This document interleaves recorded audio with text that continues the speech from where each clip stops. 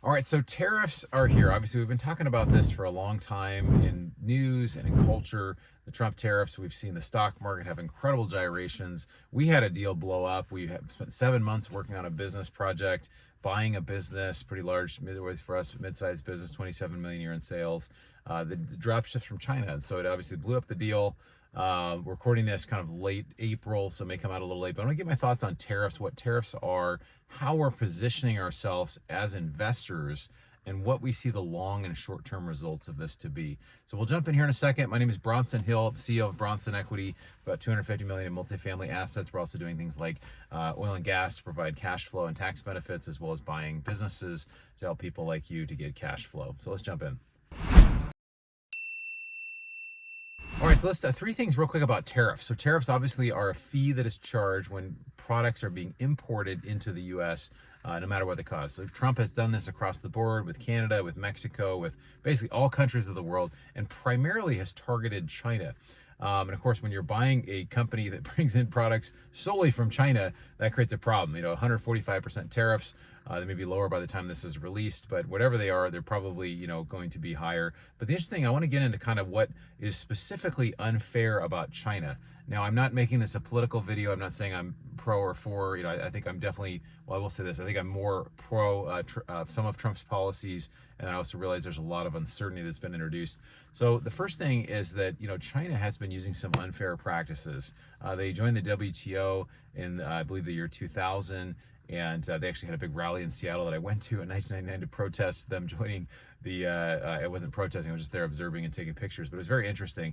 And since then, they really haven't abided by a lot of the rules. So if you actually rated them, yes, ChatGPT, rate China on how they've done at abiding their agreements on the WTO. They've gotten C's and D's on a lot of these. Some they've gotten F's on, some they've done okay on, but they really haven't done what they needed to do. So how they've done it, and this is the issue I think Trump is getting at, is that when you have a trade deficit, right, we basically export far less than what we bring in.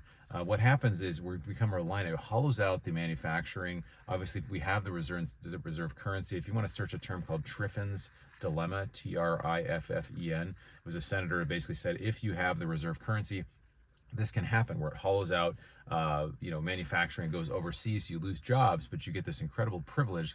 It's been called an absorbent privilege to be able to buy things at a very cheap level. So what they're doing is they're basically, China, whatever we have in deficit, they have a surplus. So it means that they're exporting way more to us than what, we're actually exporting out. So how they're able to keep this, usually these kind of balance out because people, what happens is, countries get paid in dollars as we, we buy their products, they get the dollars. And then typically they have to go exchange those dollars and buy American goods, whatever. Well, how they get out of not buying American goods is they basically take the cash and they put it back into treasuries, which artificially allows them to keep this huge trade deficit. The other thing they do is they don't honor intellectual property. They'll steal from different things. Everything is obviously way cheaper. And there's other things they've done very, very well. But again, China is a very authoritative communist government. Do we want to be really supporting an oppressive government? I've had some kind of come to Jesus moments here, just as I've looked at this as well. So anyway, what we're trying to do is bring those manufacturing jobs back. So the thing I will say about as an investor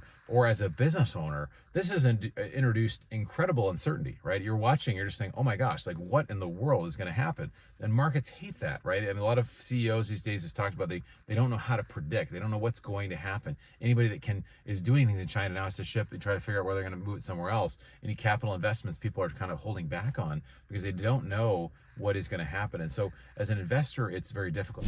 So anyway, Warren Buffett talks about this. He talks about the fact when you have long-term certainty, we know that there's going to be more inflation. We know that the economy is going to grow. We know that there's more people in the world. We know there's opportunity, but there's this short-term uncertainty. It's actually the friend of the long-term investor. And so a lot of people in Wall Street start looking at this and they think, oh, in the next 3 months, we have no idea what we're going to do, because they're really being judged by Wall Street's performance. The companies are, stock traders, all these people want very short-term things. But if you're a long-term investor, you can do very, very well. That's why we know things like real estate, things like assets like precious metals, things that they can't just create more of. We know these are going to be worth substantially more because they continue to create more and more currency. There's more and more help that's needed for these kind of things. And if you can buy a business that makes sense, as long as you can, like in our case, figure out how to finance it, figure out how to make it work, and really make sure that the different elements of it are going to work long term. So we're looking, this is really how we are positioning ourselves now. We're looking to buy either US based companies, or US companies, or companies that did not rely on China. So we're continuing to put money into things that we feel like are super valuable. We're continuing to do what we're doing. We're doing real estate. We're doing other sorts of businesses. Things like debt funds are awesome because they're first position notes, and you get paid like equity was paying previously. So the equity positions are, when someone owns real estate, they put money in, and then basically the bank puts the debt in. So if we can be the bank and own that, and there's ways for investors to do that, we have opportunities in all those things. Anyway, thank you for taking the time to educate yourself on this video. Would love to know your thoughts on how you see tariffs impacting you personally in your life or in your business or in your investing. Stick that in the comments below.